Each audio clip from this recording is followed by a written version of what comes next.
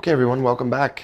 All right, we're on to our second mini-series, and what we're going to be talking about in this mini-series is we're going to be talking about the importance of neutral spine. Really important to cover this really early on because this is a huge topic to talk about in order to correctly develop foundational movement. So today in part one, we're going to be talking about kyphosis, which is often termed hump back. So we have the rounding of the upper back. So we're going to cover a little bit about what it is, how it increases our risk for injury, and then what we can do to correct it, and we'll head to the mat and I'll give you a few exercises. So what is kyphosis? Usually stems from inactivity, poor posture, and weak upper back muscles. The reason we have, so you can see in our demonstration here, we have the neck, upper back vertebrae, which rounds out towards the back, down into the lumbar curve, and then in the hips. And in the hips, we often get a rotating of the pelvis anteriorly. So the pelvis rotates forward, and what that does is it also increases strain into the low back. And when we're loading the spine, when we have a kyphosis type posture, is we shift the center of gravity of the weight. Instead of going nicely through the spine of how it's supposed to be loaded, we stress it by bringing that center of gravity forward from the center line of the spine. And now we're increasing torque on the focal point, the point of axis, which will be your low back and your hips. So as we hunch our back, we increase our risk for injury through that as well. Which leads us to the next point. How does kyphotic posture increase risk of injury? Well, we improper load the spine, which creates a lot of interdisc pressure where it shouldn't be. It's not compressing down on the spine vertically as the spine is designed. So now we're creating outside of that center of gravity, which is increasing risk for things like bulging discs or herniated discs and things like that.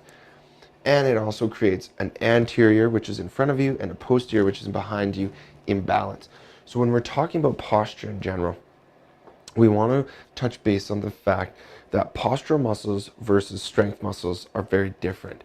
So anteriorly, so chest, triceps, quads, they are our power muscles. They're designed, the muscle fibers in our chest are designed to push, to create strength and power. When our back muscles, our postural muscles, we have our traps, we have our rhomboids, which are underneath our traps. Underneath here, we have our erector spinae that travel down the spine. All these muscles are created for muscular endurance purposes. They're meant to keep us upright all day. So as soon as we start weakening our upper back muscles, we can't hold that nice posture and we start slouching in. Anyone who works at a desk will experience this throughout the day, where you're sitting in your chair, everything's great at the beginning of the day. By the end of the day, you're all slouched forward because the posture muscles have been fatigued. So strength training program, proper mobility exercises really keep this from happening. Or if you do have this, we can even correct it. Okay, what muscles are affected? There's quite a long list. So first, upper back extensors. So our ability to extend our upper back, nice and neutral, flat. Abdominal muscles. So as we're slouched in, we're actually shortening our abdominal muscles. So we have tight abs, which actually even hold us in this posture. Hip flexors, again, when we're sitting, when we're lean forward and slouching, hip flexors shorten, again, encourage that kyphotic posture. So we want you to stretch out the hip flexors. Mid trap, so right in between the middle of the shoulder blades. Upper chest, which is caused by that forward in motion, upper chest getting tight, pulling the shoulders in, and the front shoulder as well, pulling that shoulder in. So what we're going to do is, what we all wonder is how we can fix it. What we're going to do is we're going to head to the mat, and I'm going to go over a couple of key mobility exercises to stretch out and mobilize the front, and then we're going to talk about activating and strengthening the back. So we're going to head to the mat, and now we'll get you started. Okay, so we're here on the mat, and what we're going to do is we're going to look at some mobility for the upper back in terms of just getting that upper back to extend, flex, extend, and just getting more movement into the spine itself. And then we're going to we'll look at 2 of those exercises, and then we're going to also look at a posture strengthening exercise, and then also a front stretch. So first one, which I really like, is called the cat camel. And what it does is it really encourages extension and flexion of the upper back. So we're going to be on all fours. Take a big breath in, and we're going to tuck our chin and push our upper back to the ceiling. And we're going to breathe out. We're going to push our hips back, and we're going to squeeze our shoulder blades together. And then we're going to push back out, tucking our chin, breathing out, pushing our hips back, and squeezing our shoulder blades together.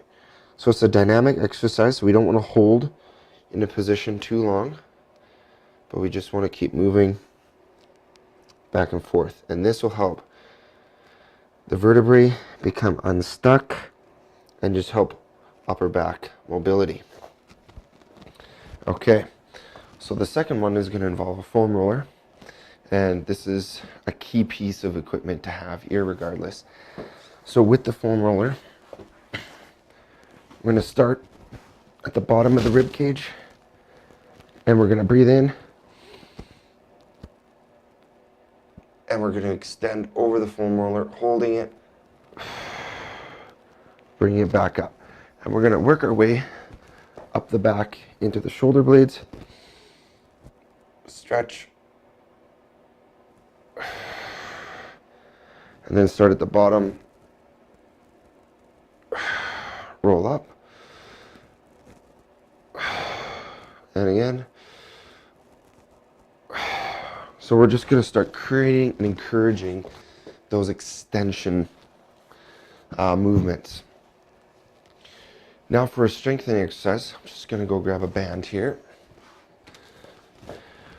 So you can use any color of band, TheraBand, or if you even have a more resistance band, just go on your current strength level. But this is really important to start activating and encouraging those upper back posture muscles. So you're going to start with your arms straight out in front of you, and you're going to have a low chest position with the band. Keeping the arms straight, you're going to pull across the chest, squeezing the shoulder blades in the back and bringing it back out. Always keeping the band low chest, so we want to avoid any shrugging. Just squeezing the shoulder blades at the back.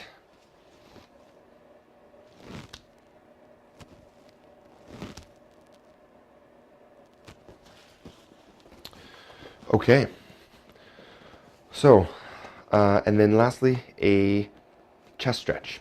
So we're going to do a straight arm chest stretch. So you're just going to be on a wall or a door jamb, whatever you prefer, wall corner. Arm outstretched below the level of the shoulder. And we're just going to turn away, and you're going to feel a stretch through the chest and even possibly down the bicep into the forearm if it's tight. And you're just going to hold for 30 seconds. So, talked about the cat camel, foam roller back extension, band pull aparts, and the chest stretch. This will give you a great start to avoiding that kyphosis posture, or if you've had kyphosis posture, this will be a great start to getting back to neutral spine. Stay tuned for part 2, where we talk about lordosis, and we'll see you next time. Thanks for watching.